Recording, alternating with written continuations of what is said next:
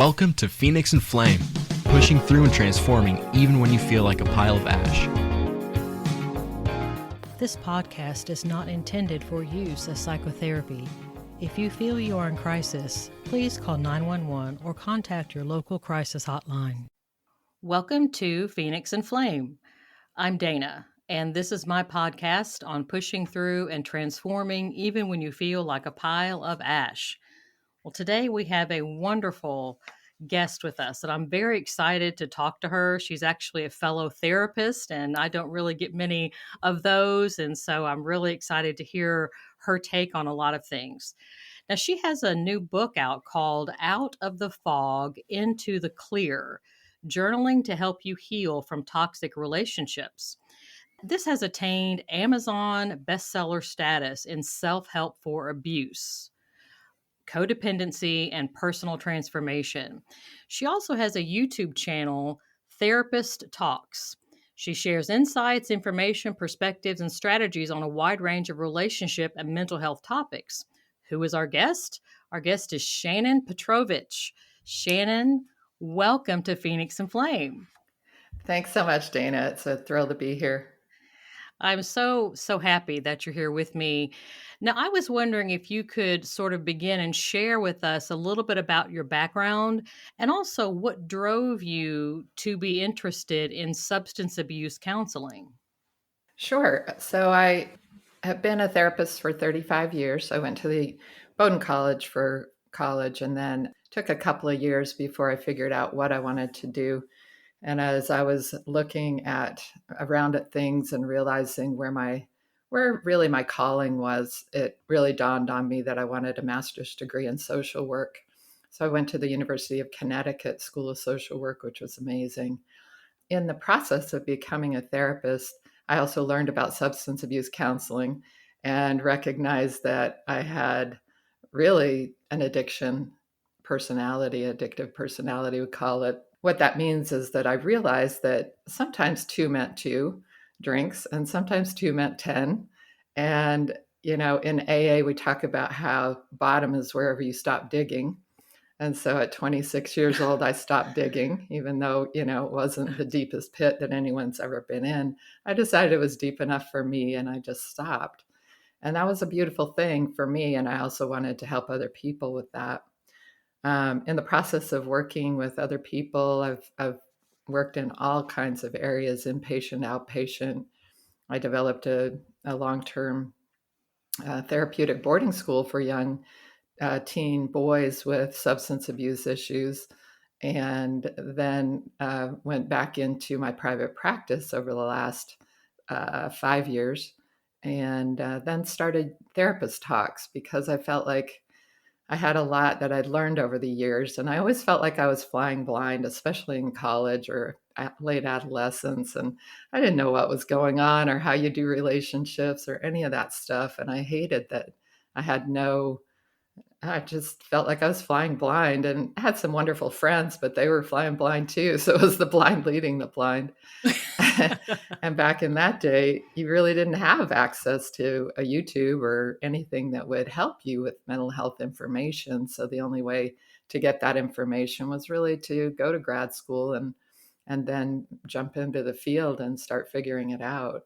So I wanted to share with more people than one person, 1 hour at a time, and started Therapist Talks on YouTube. And over the past few years, it's really become focused on toxic relationships, particularly narcissistic and abusive and other toxic relationships. And so that became the main focus of the channel because that's what everybody was so baffled about and wanted to hear about. And then I realized about a year ago that I needed to pull it all together into a book to help people to really heal, because there are millions of people in the world who don't have access to a therapist. And so people like you who are doing podcasts and doing, people like me who are out there doing YouTube channels are just trying to help other people not feel so alone if you don't have access to therapy. And so the book is really designed to bring it all together into a self-help process. And the subtitle is Journaling to Help You Heal from Toxic Relationships, because I put a bunch of journal prompts throughout the book so that you can really work things through. It isn't just a technical jargon book, it's really a self-help book so that you can pick it up and work it through. That sounds wonderful. I just in listening to what you've said so far, I've taken several notes, and one of the things I wanted to bring up was you mentioned how, the rock bottom is when you stop digging. Hmm. That your pit might not have been as deep as someone else's, and I just wanted to pause and just point out to the listeners that everybody's walking a different path. And I'm sure, Shannon, you have heard different stories as we as therapists do, that sometimes people feel as if since their hole maybe might not be quite as deep as someone else's, that they don't have the right to feel badly about it. They don't have the right to complain. They don't have the right to talk about their feelings because their situation wasn't quite as bad as the guy down the street. And I was wanting just to kind of chat about that a few minutes and get your insights and what you have, the conversations that you've had with people along those lines. Yeah, it's so common that we diminish our story or diminish our pain, even. People don't recognize their trauma oftentimes, or they want to say, well, it's not really that bad, or it's not that big a deal, or, it isn't like somebody else's trauma. But if your trauma is painful to you, if it still comes up for you, if it still brings you tears years and years later, then obviously it's a trauma and it's not resolved and it's painful. And it's important for us to get to the root and to the bottom of that story, because it isn't just what happens to us, it's how we story it and put it away. And so I work with people with EMDR tools, and that helps heal trauma so that you can really get into the weeds of what happened to you when that experience occurred, so that you can undo that story, change it to something more healthy and productive and thriving, the phoenix out of the flame. And so it's really important that we not diminish our own story or our trauma or even our substance abuse. Like I said, if you're done digging, then that's your bottom. And so many people say, well, you got to hit bottom, or you got to wait till that person hits bottom. Bottom can be death, in these days, fentanyl and all these things, bottom can be not survivable. So it's super Mhm. important to recognize when you're just done digging and you want your life to be better, whether that's with your trauma, with your pain, with your toxic relationship. If you are done, it's important to honor that feeling and that thought and that belief. Well, and that is such good advice and insight from you. I'm thinking you had mentioned that your therapist talks ended up focusing a lot, kind of organically developed, and focusing more on kind of narcissistic, toxic type relationships because people they get kind of baffled, and you get gaslit and all kinds of stuff when you're in a relationship with a narcissist. I think that is so helpful that you are offering that to people. Several things I've said on Phoenix and Flame is about transparency. And for my guests to be transparent, for myself to be transparent, for the listeners to feel like they can also be transparent because we're all in this together. And you kind of mentioned something along those lines earlier, that we're all a big community and we're all struggling with different things. And so to be able to be open and honest and to be okay with that and to talk about it is a really big deal. And I know one of my issues is my mother has a lot of narcissistic tendencies, and that's been a conundrum from time to time. And so I'm so glad that people have an opportunity to kind of come, and I can understand why they get confused about that. Yeah, it is. It's baffling. If you're not wired that way, it is absolutely baffling how someone can be so mean, so two-faced, so dishonest about the dumbest things, so all about themselves and unable to show up for other people when they lack empathy and lack compassion. If you're an empathic, compassionate person, that is just unthinkable and unrecognizable in a person. And so we tend to, as empathic, compassionate people, undermine our own realizations. And so it's extremely important that people not feel alone. And in my, part of my mission for my Therapist Talks channel on YouTube is really to help anyone in the world, jump in and not feel like they're alone and recognize that, yeah, you could have been raised by somebody with narcissistic traits, or you could have an adult child with those traits, or a partner, spouse, a sibling, a coworker. Those things are so baffling that you need to kind of recognize what's going on, get the information you need so that you can understand it better, and then let go of that hope that you can somehow change them or placate them to the point where they're going to get well and see the light. And we, as hopeful, forgiving, loving people, it's really hard to let that go and recognize that's the truth. They're not going to get better. They're not going to change because you said the right thing or did the right thing or loved them to death and they suddenly came out of it. They are who they are, and you have to recognize it and step back emotionally so that you don't get sucked in. Absolutely. And it's so wonderful that you're giving this platform for people to come in and to share and to listen, because it kind of gets all wrapped together. You think about narcissism, but also the substance abuse sometimes is woven in there with it. And then you have the codependency that gets woven in there when we're trying to somehow, make excuses, make it okay. Because, like you said, it's baffling to someone that is more empathetic and is not narcissistic, because it's like you don't want to believe that they're really that way. It just kind of goes beyond the pale.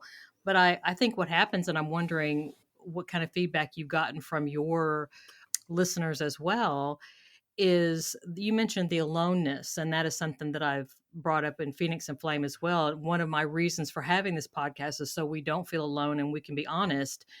Is people sometimes it seems as they are alone because if they try to talk about it, they get judged. Mm-hmm.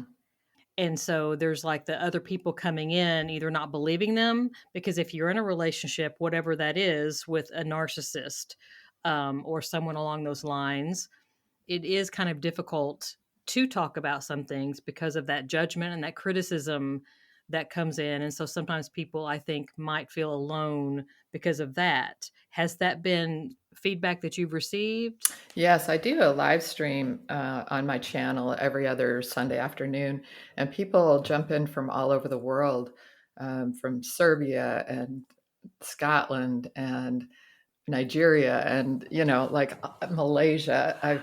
I can't even remember all the places people, Poland recently. And so, it's just amazing to me that we can use this technology for good because we all know that it's been also used for not so much good. I do think that not feeling alone is critical to keeping out of that despair place, which is where suicide comes from. And so we want to really help people know that you're not crazy, you're not alone. This happened and it wasn't your fault, even. So it's really important that people, because the narcissist is doing a bunch of games all at once. So part of that is to isolate you from your people so that you don't have a reality testing source any longer and you don't have the outside support any longer. They love bomb you so that you feel that this is the cat's PJs, and then they devalue you so that you feel like you've got to have those breadcrumbs from them because no one else would ever love you. So they make you feel like it's you and them against the world. Then they also kind of keep dropping in these little, they're mini tantrums in the beginning, and then they escalate to more and more tantrums. And they can be implosions or explosions. The more covert type of narcissist will go into that, histrionics and suicidal stuff if you're not doing what they want you to do, because it all comes down to, I want control and I will manipulate you to get control. And I want your life and all of your thoughts, feelings, needs to be focused on me. And it all has to revolve around me. And if it doesn't, then I'm going to go implosion, explosion, narcissistic collapse. And so all of those games make you feel alone because they're Yes. categorically carving you out from your people, and they're making you feel crazy, and they're making you focus entirely on them, so that you are becoming more and more bankrupt emotionally, physically, spiritually, and even financially, so that you have nothing left for anybody else except them. And over time, you kind of cease to even know who you are, what you want, what you need, what you feel. So that a lot of times when a client is coming out of that relationship, they feel so incredibly empty.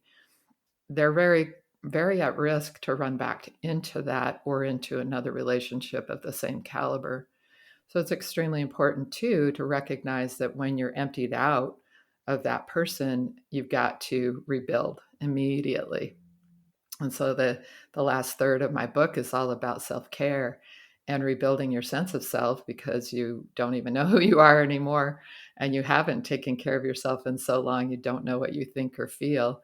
And then rebuilding your connections, and then rebuilding your whole life, because you may have no activities left, or no job left, or no interests left, and you have to kind of rebuild. So understanding that all of that is normal coming out of this kind of relationship helps, again, you not feel alone and not feel crazy, and to know what's ahead so that you can tackle that instead of running from it. Wow, that is just some wonderful, wonderful words of wisdom. It made me remember one time I had a patient that she seemed to be experiencing something similar to what you're describing. And I asked her, I said, I've got a question. And she says, okay. I said, what is your favorite ice cream flavor? And she just sat there and stared at me. She had no idea, because for so long her particular relationship was with a spouse. And so for years and years and years, her whole life had been about her husband's desires and what her husband's preferences were, making sure that her husband got what he wanted.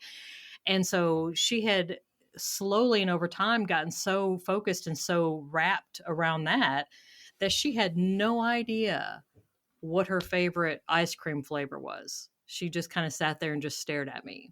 That is such So I a said, well, you've got an assignment. go to Baskin Robbins and get all 31. That's awesome.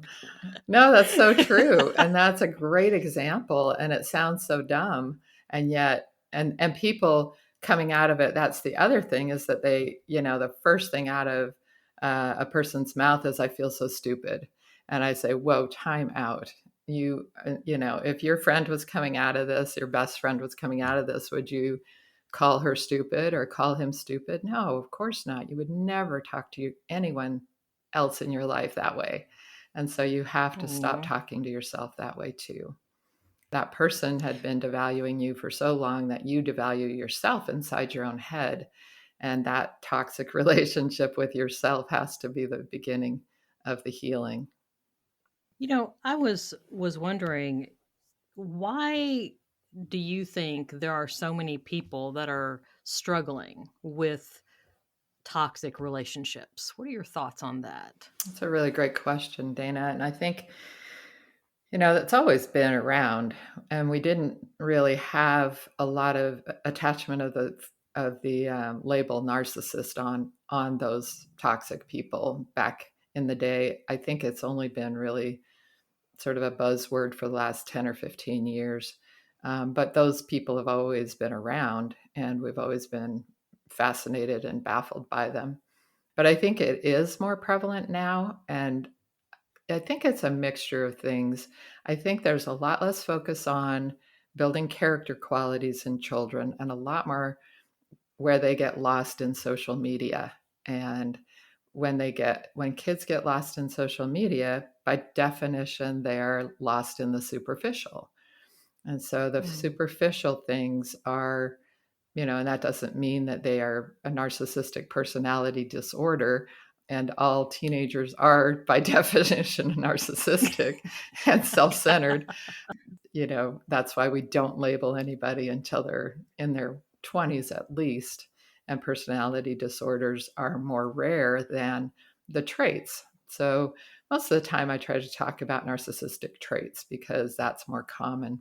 But I think the traits are more common because there's less focus on what really matters and what self-esteem really is. So that's part of what I also talk about in my videos and in my book is what is a healthy sense of self, because then people even get confused, like if I feel good about myself then I'm a narcissist. Not at all. Narcissists are an empty, if you picture a hot air balloon, and that hot air balloon has to be pumped with hot air constantly. And that's what's true of a narcissist. They have to have adoration and attention and puffing up constantly. And when they don't get that, then they implode like a hot air balloon and then it explodes. And so that image is what a narcissist is about. Whereas somebody who has a healthy sense of self knows who they are, they like who they are, they respect their character qualities, not their fingernails and hair and their likes on Facebook or their bank account. They're really looking at their character qualities.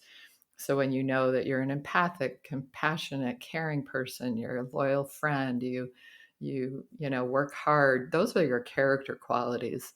And none of us are perfect at any of that. But when you know that's basically who you are and what you're about, those are your values, and that you work each day to try to live your values more closely, that's a healthy sense of self. And that doesn't need puffing up by anybody else. In fact, it's a very humble state, because we know also all of our character defects and what we need to work on and what we are working on. So that's a healthy, solid sense of self that can go out into the world and interact with others in a healthy way. And that's what you want to look for in a relationship. When you notice somebody who has to constantly be puffed up and adored and given all the attention in the room, you really want to turn and run very quickly. Girl, preach it. Yes. Yes, this is true. And I love your analogy of this hot air balloon because it's never ending. It's like you think, like with a normal relationship, a healthy relationship, you sometimes you give to them, sometimes they give to you. Sometimes you're lifting them up, sometimes they're lifting you up, and it goes back and it just flows back and forth. Right. But when you're in a relationship with a narcissist, it's just you can't, it's like you keep pumping and pumping and giving, and it seems, and you think it's okay for a while, but then it's not. You just wait for it, wait for it. Uh-huh. It's like it's impossible to put enough in there, to put enough hot air in there. It's like this humongous balloon that goes on forever and ever, and you can't ever get enough. You think, well, when is going to be enough? Right. Isn't this enough now? And I think that's one of the reasons why I have gotten so focused on boundaries even before I started really seeing how prevalent it was with my patients over these years of doing private practice. It just comes up every single day when you look at the core of an issue. And so when I think about what you're describing, and I think about this hot air balloon, and I think, about our right to say no. Exactly. No, simply no. I'm not going to do fill in the blank. Mm-hmm. I'm not going to go there. I'm not going to do this for you. I'm not going to say this for you. I'm just not. And people are terrified of doing that because of what the response of a narcissist is going to be when you say no. Yeah, and the thing that we need to do as those empathic, compassionate people is recognize and stop what I call the 3 Ps: people pleasing, placating, and peacekeeping. And typically we are so unaware of how much we do that in a relationship. And when we step back and take a look at it, we could be doing that 24/7. And that's the tragedy, is that we never give ourselves any existence in a relationship when we're doing that. We're literally undermining ourselves. We are not telling the truth. We are never in our truth because we're so busy filling up that hot air balloon in our placating and peacekeeping and people pleasing.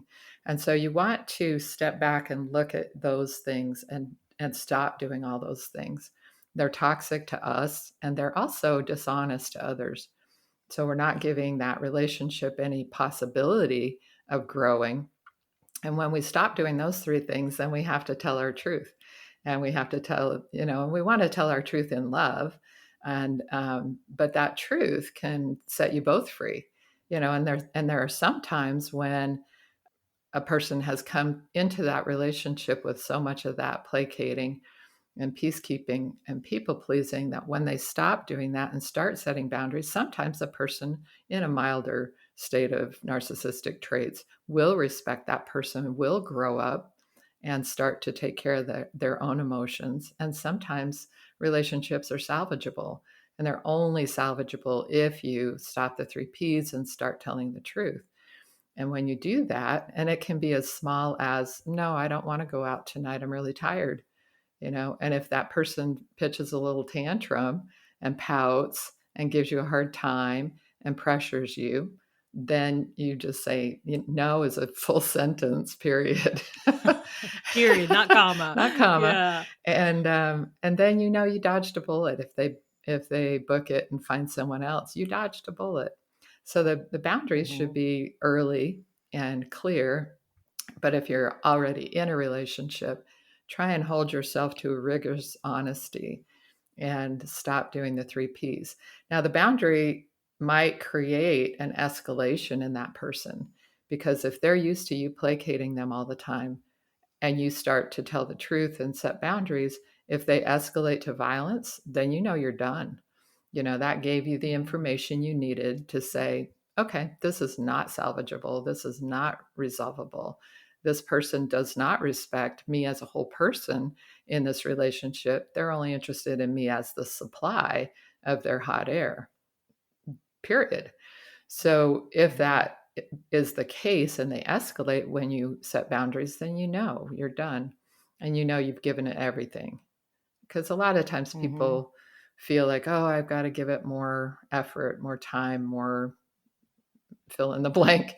And but no, you don't. After you've established that person is not interested in you being a whole person in this relationship, you've got to get done.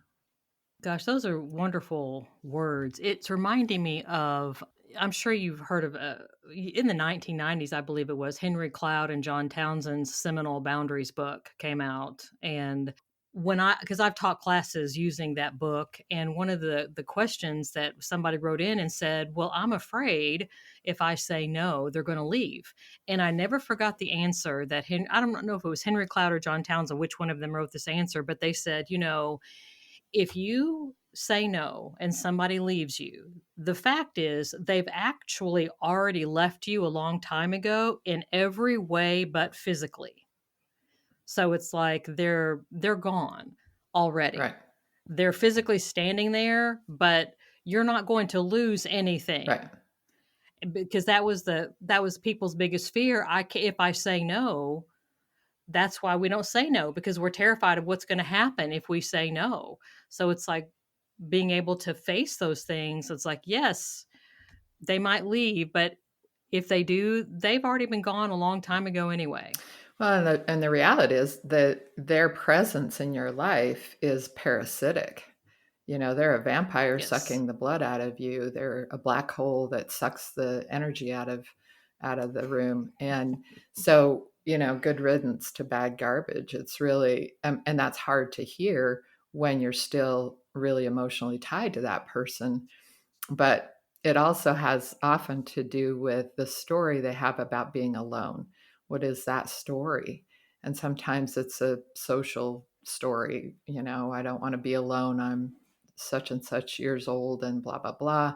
That makes me a loser, a spinster, or whatever, And so we don't want to be alone because of some story that's societal or somebody's judgment, or we're scared of being alone when the reality is that person is the most stressful part of our lives, and being alone would be a blessing and a gift. And so it's really important to recognize those stories you're telling yourself around being alone.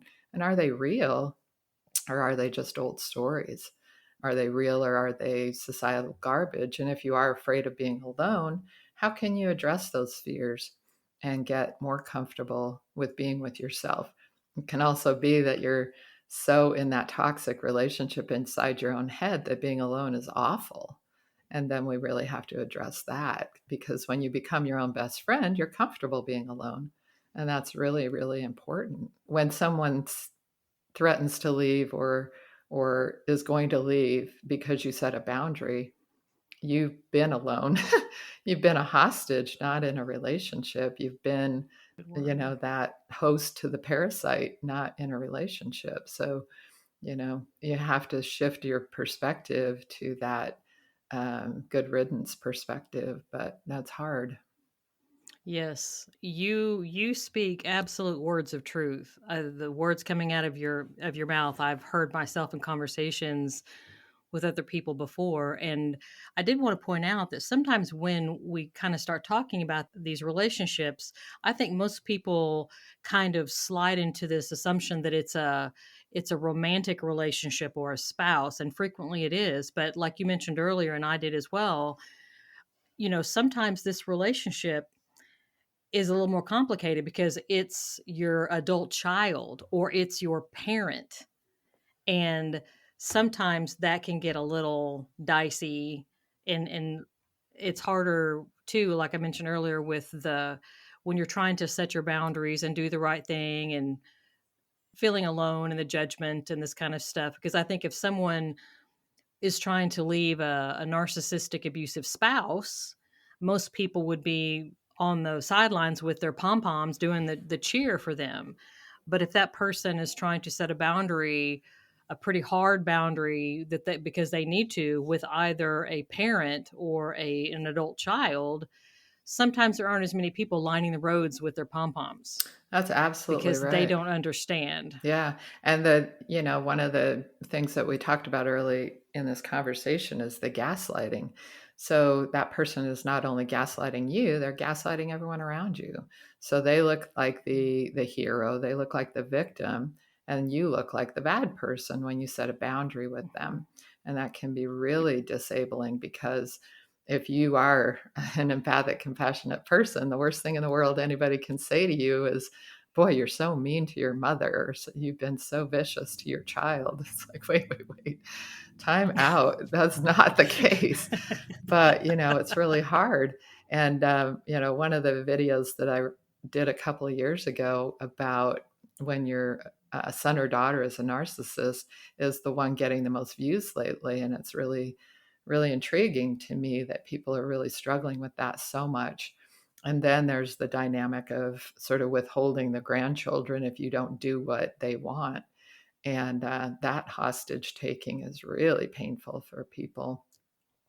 And if you've been Yeah. raised by a parent who's a narcissist, you come into life with all of these confusions around, I mean, somebody with narcissistic traits is by definition set up to be a terrible parent. We all know that parenting takes incredible altruism, incredible empathy, incredible compassion, and not self-centeredness and lacking compassion, lacking empathy. So being raised by somebody with narcissistic traits means that you're only being loved when you are adoring them or adorable to the world, so that you're bringing glory to them.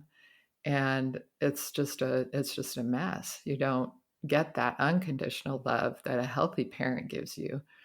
And so you're kind of set up in so many ways to have some hard times with your own sense of self, being tied into that. And when you have a narcissistic son or daughter, you have a lot of struggles around, how do I love this person I don't even like anymore? And how do I set boundaries with somebody when I, you know, set up to be a mom or a dad from minute one, and now I'm trying to do something that might be harmful to them or hurtful to them. But you have to remember that boundaries are just how you're taking care of yourself in the relationship. And so you're not doing something hurtful. You're just saying when you are raging or hurtful or abusive, I'm going to hang up. I'm going to step out. I'm going to leave. And we can talk about it later when you can calm down. So it's like a grown up timeout. You're not doing anything terrible to them. You're just setting a boundary for yourself. And so when you do that, it's their choice. Do they want to grow up and treat you better? Or do they want to continue the same abuse, control, manipulation? And if they continue that, then you have to kind of step away. On the other hand, it's also true that we can learn to emotionally step back from somebody and stay physically present with them. So if you have to take care of your aging parent, or you have to sort of work with your adult son or daughter, or if you even have to coexist with your spouse because of your co parenting, you can learn to emotionally step back so that you're no longer being injured by their games and you're no longer controlled by them.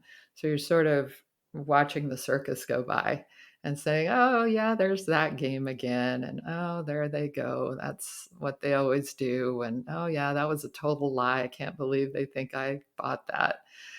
So that you're not emotionally engaging and you're not, jumping in and getting hurt by them or controlled or manipulated. You're just stepping back and existing within that presence, but not emotionally getting drawn in. That is very true. We're about to wrap up, but I wanted to get your thoughts on inconsistency because that happens in these relationships. It happens a lot when you're dealing with whether someone has narcissistic traits or they also have addictive things going on. That's one of the things that I have found for myself and for a lot of my patients is that the inconsistency makes it difficult because if somebody is always awful, then you adjust and you go forward. Or if they're always healthy and awesome, then you adjust and go forward. But frequently what happens though is there's this vacillation back and forth. And I would like to think that quite a few of the listeners out there probably, if they have been in relationships or if they are in relationships like this, they're going to know that that vacillation back and forth, that inconsistency makes it very difficult to get footing and to feel like that you're making a healthy choice. Right. And so I know that that's something that happens quite a bit with codependency and addictive, relationships with addictive personality traits and that kind of thing. I was wondering what your thoughts were about that. And then we'll kind of wrap up and I'll make sure my listeners know where to find you. Yeah, that's a great question, Dana, because it's that cycling that creates the trauma bond. And that is one of the things that people miss. And they think it's more about the person trying to change, but it isn't. They're cycling intentionally, maybe subconsciously, but still it's an intentional cycling where they give you enough love bombing to hook you in, and then they devalue you enough to keep you undermined and keep you feeling insecure. And then if you get to be where you're like, oh, I'm done with this, they're being mean and rude and obnoxious and abusive, then they love bomb you again to hook you back in. And so they're training you to live on breadcrumbs. They're training you to undermine yourself. And then their work is kind of done, because when you start to do that work for them inside your own head, where you're undermining yourself, where you're teaching yourself or forcing yourself to placate them over and over again and notice their every mood and their every whim and their every need, then you are really hooked and you're trauma bonded to them so that they keep doing those little tantrums or big tantrums.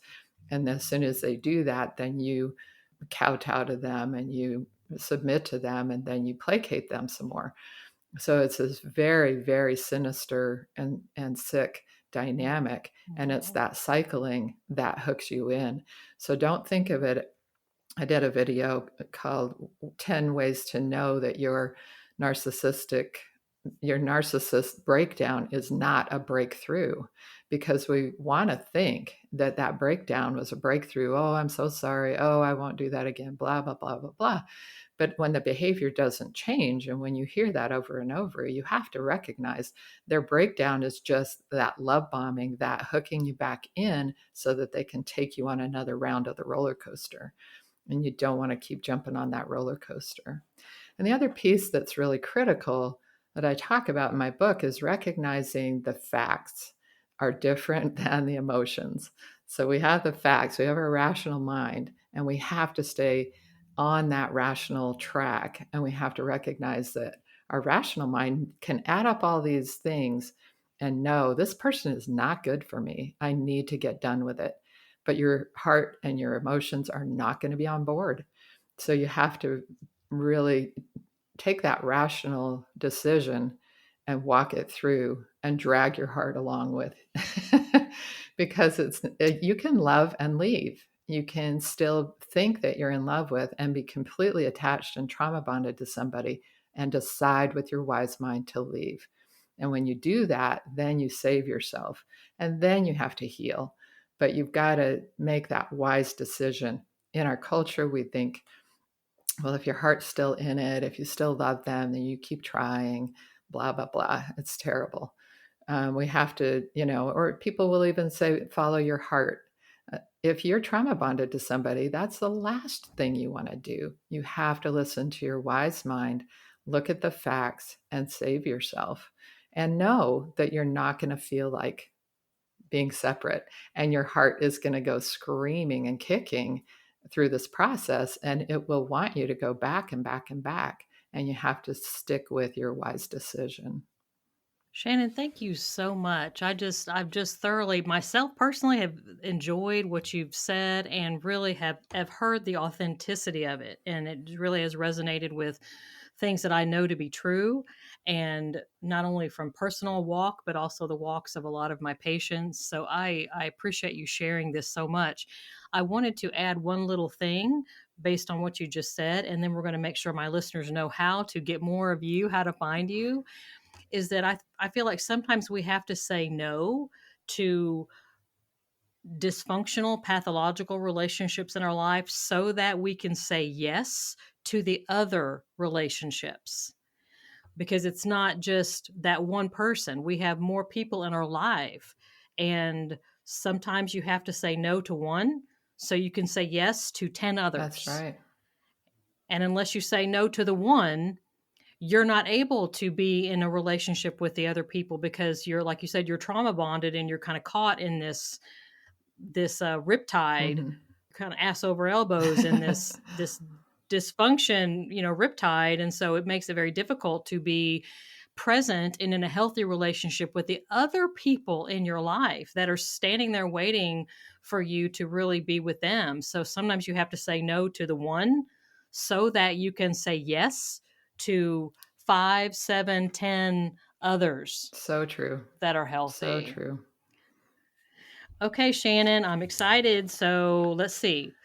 I've got on here that we're going to send listeners. I know that you have heard stuff today that's just been awesome. You want more of Shannon? Go to therapisttalks.com. Is this where you want them to go, Shannon? That's correct. It's also called nofoggydays.com. So that's the landing page for my book, my YouTube channel. I do blog posts and post podcast episodes on there as well. And you can connect with me through a newsletter so that I will send you things when new stuff comes out. So yeah, jump onto that page and you can get there through either URL. That is fantastic. Shannon, thank you. Thank you, Dana. So much for sharing your time and your wisdom and your energy with myself and with my listeners today. Guys out there in the Phoenix and Flame community, I know that you have heard so much today that is going to be so helpful to you. Or maybe you're thinking, you know what? I have a friend that really needs to hear this, or I have a family member, or I have a coworker that, oh my gosh, I wish they had heard this podcast episode. Well, you know what? You just take this link and you copy and paste it, put it in a text, in an email, you take it and post it on your favorite social media site, whatever that is, and really get it out there and just share with everyone so we can just grow the Phoenix and Flame community and bond together and walk this walk together and be authentic as we're pushing through and transforming, even when we feel like piles of ash. Thank you so much for spending your time with us today. I hope you have a wonderful, wonderful rest of your day. This is Dana on Phoenix and Flame.